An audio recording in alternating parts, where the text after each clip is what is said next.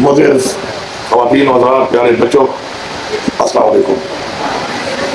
میں اپنی طرف سے آپ سب کو اور پوری دنیا میں کسی بھی کونے میں رہنے والے تمام پاکستانیوں کو جشن آزادی کی مبارکباد پیش کرتا ہوں، اور اپنے لیڈر عمران خان کو جو اس وقت پاکستان کی وجہ سے جیل میں ہے اس کو بھی سب سے زیادہ مبارکباد پیش کرتا ہوں، اور ان لوگوں کو بالکل نہیں کرتا جنہوں نے پاکستان کا آئین توڑا، جنہوں نے مینڈیٹ چوری کیا اور جنہوں نے پاکستان کے قانون کو توڑا، کسی بھی طرح سے خود توڑا یا سہولتکار بنے، تو وہ بالکل مستحق نہیں ہے۔ ایک ایسے ملک جو ایک نظریے کی بنیاد پہ بنا تھا اور اس کے اندر رہتے ہوئے اس ملک کے آئین سے وفاداری نہ کرنا میرے خیال میں ایک غداری ہے، اور ایسے لوگ بالکل مستحق نہیں ہیں کہ ان کو جشن آزادی کی مبارکباد دی جائے۔ نظریہ پاکستان اور پاکستان کا وجود ہمیں سکھاتا کیا ہے، میں اپنی نوجوان نسل کو یہ بتانا چاہتا ہوں۔ پاکستان کا وجود ایک خواب جو علامہ اقبال نے دیکھا اس کی وجہ سے آیا۔ اس کا مطلب یہ ہے کہ ہمیشہ بڑے لوگ یا بڑا کام وہی کرتے ہیں جن کا خواب بڑا ہوتا ہے، اور اس کے بعد قائد اعظم کی کوششوں سے اور ہمارے آباء و اجداد نے مل کر لازوال قربانیاں دی، اور اس کے بعد یہ ملک ہمیں جو کہ اسلام کے نام پہ بنا اور ایک آزاد ملک ہمیں ملا۔ اس کے ساتھ ساتھ ہمارا قومی ترانہ وہ ہمیں کیا سبق دیتا ہے؟ آپ جو لوگ یہ سن رہے ہو یا جو لوگ اسے سنے بعد میں یہاں پہ موجود ہیں، آپ اکیلے جا کر ذرا گھر میں یہ قومی ترانہ ذرا اکیلے آپ پڑھنا،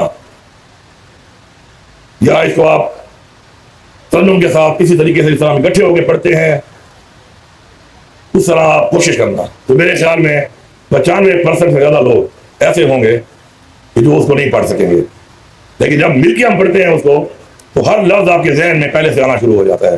اس کا مطلب ہے اتحاد اور اتفاق، اس کی بنیاد پہ قومیں آگے بڑھتی ہیں، اس کا سبق ہمیں دیا گیا ہے، اور ہمارا قومی ترانہ اس کا ایک بہت بڑا ایک واضح ثبوت ہے۔ آپ اس کو ٹرائی کر لینا، اگر ہم اتحاد سے اور اتفاق سے رہیں گے تو ہم آگے بھی بڑھیں گے اور ایک بڑی مضبوط قوم بھی بنیں گے انشاءاللہ۔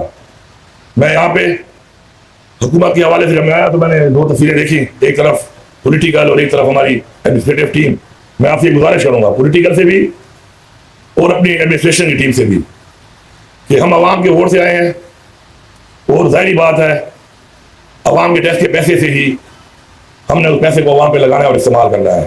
اور اسی طرح آپ لوگ جو ہیں، آپ بھی اپنی محنت سے کسی نہ کسی مقام پہ آئے ہیں اور آپ ایک حصہ ہیں اس ایڈمنسٹریشن کا جس کا فرض بنتا ہے، چونکہ وہ بھی عوام کے ٹیکس کے پیسے سے چلتی ہے، تو ہم نے مل کر عوام کی خدمت کرنی ہے۔ ہم نے مل کر عوام کا جو ٹیکس پیئر منی ہے، جو پیسہ ہے اس کو امانت سمجھ کے استعمال کرنا ہے، اور ان کی خدمت کرنی ہے، اور ان کو بہترین سہولیات دینے کے لیے جو بھی ذمہ داری ہمارے زمرے میں آتی ہے اس کو ہم نے بھرپور طریقے سے ادا کرنا ہے۔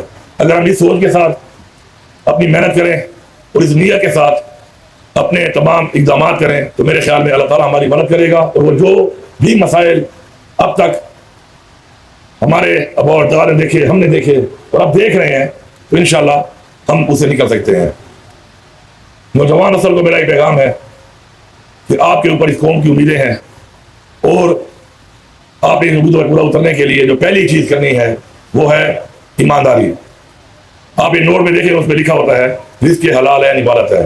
ہم سب میں سے کتنے لوگوں نے کتنا نوٹ استعمال کیا ہوگا، لیکن عمل شاید ہم میں سے بہت سے لوگ اس پہ نہیں کرتے۔ اور ایمانداری کا مطلب یہ نہیں ہے کہ ہم سمجھتے ہیں کہ سرکاری اہلکار ہے تو وہی رشوت خور ہو سکتا ہے یا رشوت دے سکتا ہے۔